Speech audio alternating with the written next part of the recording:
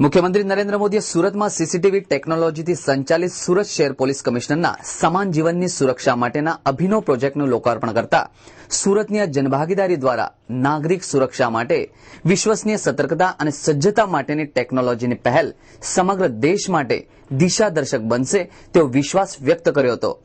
મુખ્યમંત્રી મોદીએ જણાવ્યું કે સરકાર અને સુરતના શહેરીજનોએ સાથે મળીને આ જનભાગીદારીનો નવતર પ્રોજેક્ટ હાથ ધર્યો છે। માનવીય શક્તિની ક્ષમતા અને ટેકનોલોજીનો સુમેળ ગુના નિયંત્રણ અને ટ્રાફિક નિયમનના પરિણામલક્ષી બને તેનું આ ઉત્તમ ઉદાહરણ છે।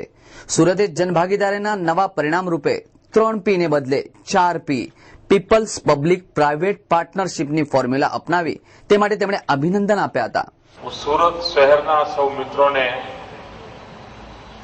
અભિનંદન આપું છું કે સુરત શહેર અને સરકાર બંને સાથે મળીને આ યોજનાને પાર પાડી છે। અત્યાર સુધી દુનિયામાં 3P ની ચર્ચા થાય છે, પબ્લિક પ્રાઇવેટ પાર્ટનરશિપ, પરંતુ સુરતે 4P નું ઉદાહરણ આપ્યું છે, જેમાં પીપલ પબ્લિક પ્રાઇવેટ પાર્ટનરશિપ।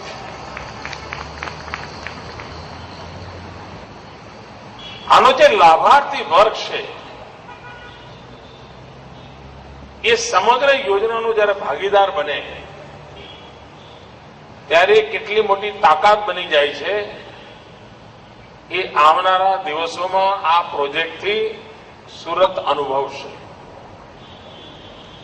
અને આ સમગ્ર બાબત જન ભાગીદારીના ઉત્તમ ઉદાહરણથી પુરવાર થઈ છે।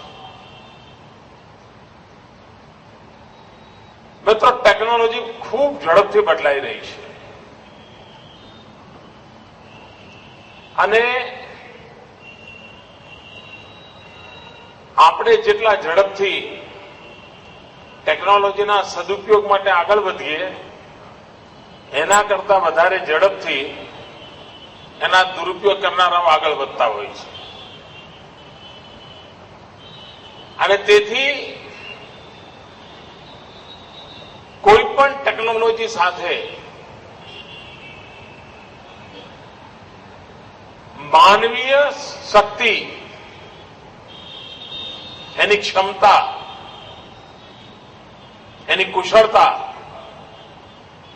એ બંનેને જેટલી સરસ રીતે જોડી શકાય એટલું ઉત્તમ પરિણામ મળતું હોય છે।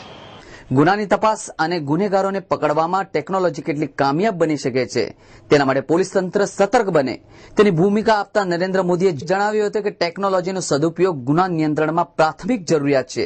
જ્યારે ગુનાહિત માનસિકતા ધરાવતા તત્વો ટેકનોલોજીનો દુરુપયોગ કરી શકે ત્યારે પોલીસની જનસામાન્ય માટેની સુરક્ષાની જવાબદારી પડકારભરી અને સવિશેષ બને છે।